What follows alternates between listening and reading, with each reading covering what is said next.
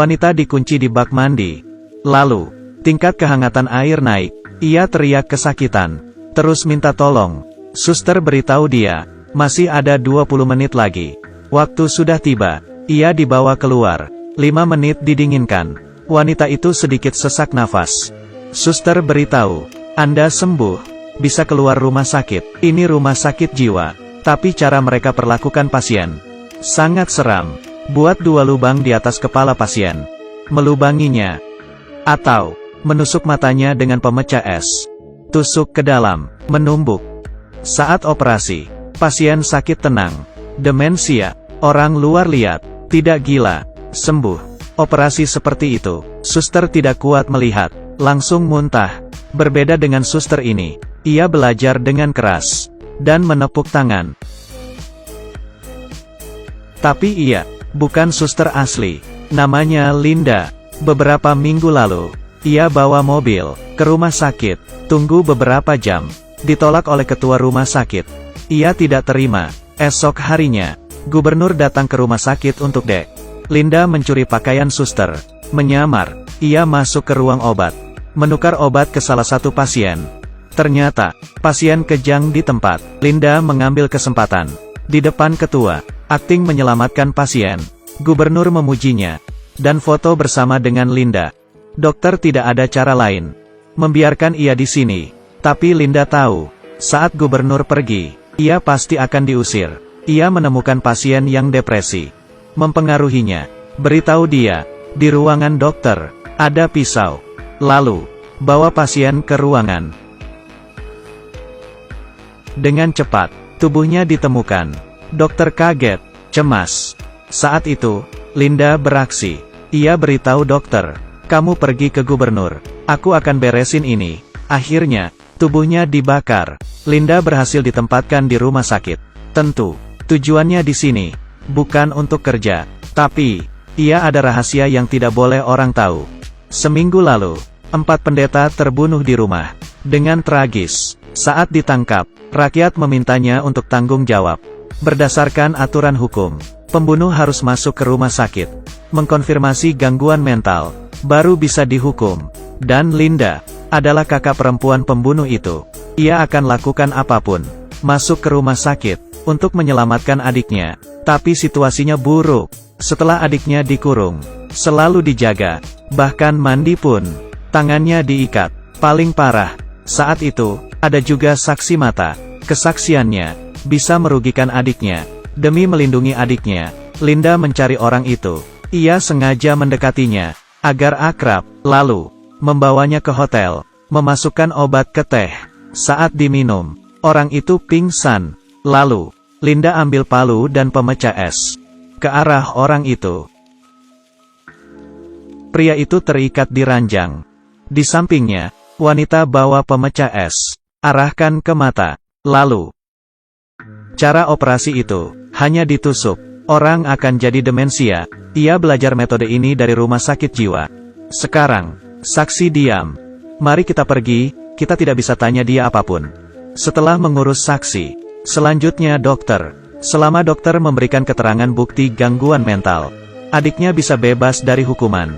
Linda beritahu adik, pura-pura sakit jiwa. Ternyata, karena sangat mirip, menimbulkan kecurigaan dokter. Gejala Anda terlalu khas. Kalau seperti ini, orang tidak akan percaya. Bukti gangguan mental ada. Adik sulit lolos. Gimana menyelesaikan dokter? Linda mulai berpikir. Hari itu, ia tahu rahasia dokter. Beberapa tahun lalu, ia menerima komisi dari wanita kaya, mengobati gangguan bipolar putranya. Tapi, terjadi masalah. Generasi kedua ambil kesempatan, memasukkan obat ke dalam air. Diminum. Keduanya gila bersama. Saat sadar, generasi kedua jadi cacat. Tangan kakinya tidak ada. Dokter menyamar dan kabur. Wanita kaya demi balas dendam menyewa seorang pembunuh. Menemukan dokter. Orang itu kebetulan tetangga Linda. Dengan berita ini, Linda punya rencana. Beritahu berita ini ke dokter. Memberitahu pembunuh. Saya tahu lokasi dokter.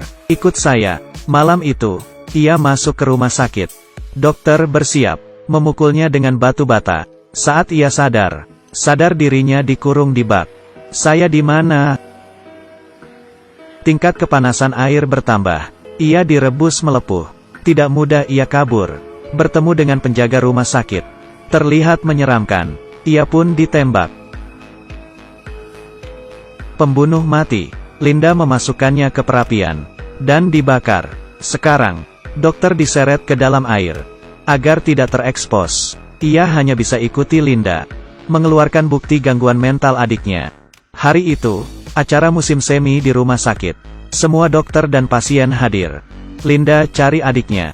Minta untuk berakting gila di acara.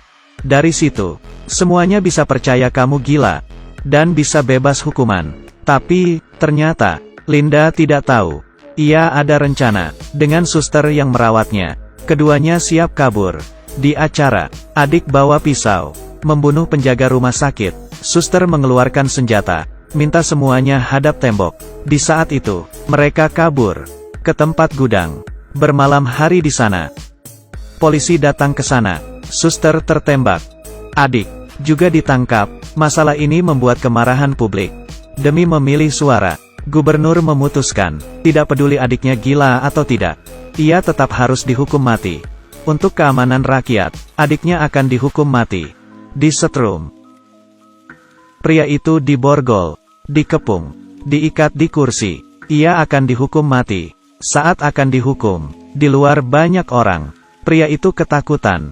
Dengan cepat, semuanya sudah siap. Gubernur tidak sabar. Menarik listrik. Saat itu, tegangan listrik nyala. Tubuh pria bergetar. Tapi belum mati. Hanya kesakitan. Dengan cepat, ada asap di tubuhnya. Mulai terbakar. Rakyat satu demi satu pergi. Tidak sanggup melihatnya. Listrik dimatikan. Pria yang disetrum sudah mati. Dan kursi selanjutnya adalah adiknya Linda. Dengan berita itu, Linda sedih. Tidak sanggup lihat adiknya kesakitan. Mencari gubernur. Berharap beri adiknya yang baik. Tapi gubernur menolak. Demi pemilihan, ia akan menyetrum adiknya. Tak berdaya, Linda cari suster. Meminta obat tenang. Agar ia bebas dari kematian. Berlutut dan mengirimnya. Agar mati tanpa hukuman. Tidak terpikirkan. Baru sadar. Di dalam rumah sakit. Seorang pasien dengan skizofrenia jadi gila. Ia menyamar jadi seorang dokter. Bilang, adik adalah pasien pentingnya. Harus bawa dia pergi. Perawat ingin menghentikannya. Tapi ditembak. Ia tidak ada pilihan. Ia bawa pasien ke penjara. Melepaskan adiknya. Dia siapa? Saya seorang dokter, idiot. Penampilan seperti ini. Perawat ketakutan. Tapi adik tidak takut. Jadi kamu gila. Sebelum pergi, adik tanya, mana kakak saya? Kenapa pasien gila ini yang menyelamatkan saya? Perawat ditodong pistol. Hampir gila. Adik tanya apa rencana kakaknya. Perawat dengan ketakutan menjawab, ia ingin membunuhmu. Ia tahu kamu akan disetrum. Tidak ingin kamu dihukum, jadi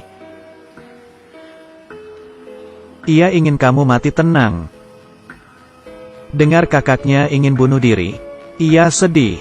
Tanpa berkata apapun. Langsung pergi. Penjaga sudah diurus. Menyetir mobil. Di jalan. Dan melewati Linda. Melihat adiknya. Linda tahu. Kali ini, ia akan kehilangan adiknya. Beberapa tahun kemudian. Di Meksiko. Ia dan temannya. Lihat koran. Memberitakan. Pembunuhan perawat. 7 perawat dibunuh. Mendengar itu, wajahnya berubah. Saat itu, ada telepon. Ia tahu, adik mencarinya. Suka hadiah saya, kamu berhasil mencuri perhatian saya. Kamu yang harusnya takut. Karena saya akan cari kamu.